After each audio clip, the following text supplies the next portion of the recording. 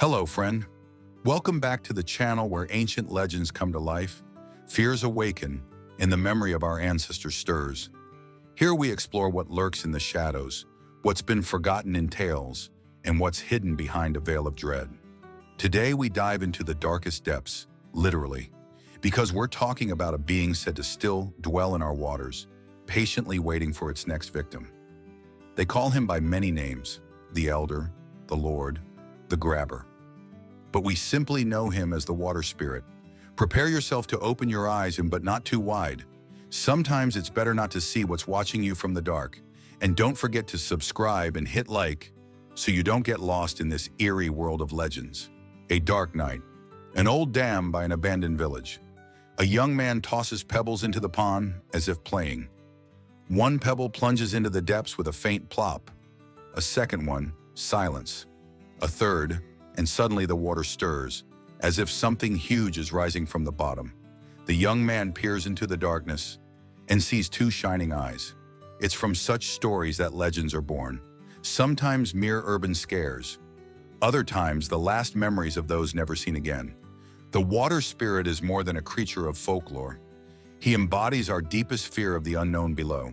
The image of the water spirit dates back to a time when people worshipped nature spirits. Every forest, mountain, and river had its own guardian. The water spirit was theirs.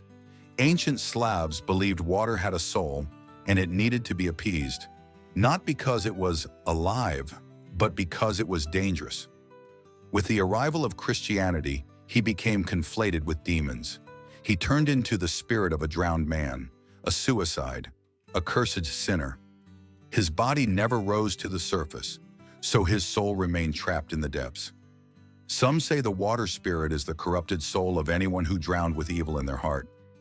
Others believe he's an ancient elemental who simply hates humans. And when the water lies still, it doesn't mean it's empty. It means he hasn't awoken yet. He's rarely seen, and even more rarely does anyone survive the sight. But those who do describe traits that are anything but human. Tall with a massive head draped in algae. His skin is cold and green, like a toad's. His beard is woven from water plants and mud. His eyes glint like those of a catfish. In some tales, he has webbed limbs or a fish's tail. Yet he can shapeshift, become a beautiful woman, a crying child, or mimic the voice of a loved one calling from the water. His greatest weapon isn't brute strength, it's deception. All across Ukraine, tales of the water spirit abound, and each region adds its own twist. Polissya, in a village pond stood an old mill. It's long since been flooded, yet at night you can still hear the creak of its wheel. Locals say the water spirit grinds the souls of those he drowned. The Carpathians. In mountain lakes, the water spirit is said to have a wife, a Rusalaka water nymph. Any man who cheats on his wife vanishes by the river at night, and later appears only as his reflection in the water. Podillia. Near Venezia, children throw bread into the water, not for fun, but as an offering. Without it, someone is bound to drown on Ivan Kupala night. These legends pass from generation to generation. People don't swim at night. They don't whistle by the water's edge. They don't gaze too long at the river, because they know he's gazing right back. The water spirit isn't unique to Slavic lore. In the Czech Republic, there's the Vodník, a green man who traps drowned souls in clay jugs. In Germany, the Nyx lures with ethereal music. In Japan, the Kappa sports a shell and a water-filled dish on its head. In Ireland, there's the Kelpie, a phantom horse that drags riders into bogs. All these water-dwelling beings share a trait: they claim lives. Humanity fears water not just as an element, but as something alive beneath the surface. In 2007, a fisherman vanished near a Carpathian lake. His body was found 3 days later, with no signs of drowning. Legend has it he threw trash into the water. Another tale from Kiev region. A man heard his daughter's voice calling from the riverbank, yet she was safely home. He dove in and never resurfaced. Online, you'll find countless accounts of a cold hand grabbing ankles, of unnatural chills even in summer heat, of shadowy silhouettes vanishing beneath the waves. Are these mere fabrications or dire warnings?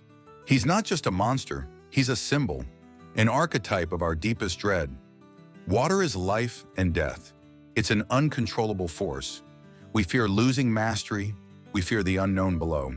Psychologists say the water spirit represents our own subconscious fears, what dwells in the dark corners of our minds.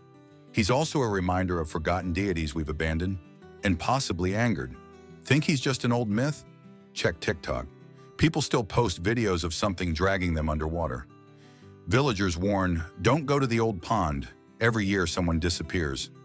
In some places, they still toss bread into the water, not in ritual, but out of fear. Modern legends claim he's gotten craftier. Maybe he's listening right now as you watch this video. Hear that drip from the faucet? Maybe it's not just water. So next time you approach a riverbank, don't be too brave. Don't stare too long into the water. And don't wonder what's down there. Because if you hear a splash with no wind or a voice with no source, run. The water spirit waits. And he doesn't care whether you believe in him. Thank you for watching. If you found this tale intriguing, chilling, or thought-provoking, please hit like, subscribe, and ring the bell so you don't miss our next legend. We'll meet again soon, but hopefully not by the water.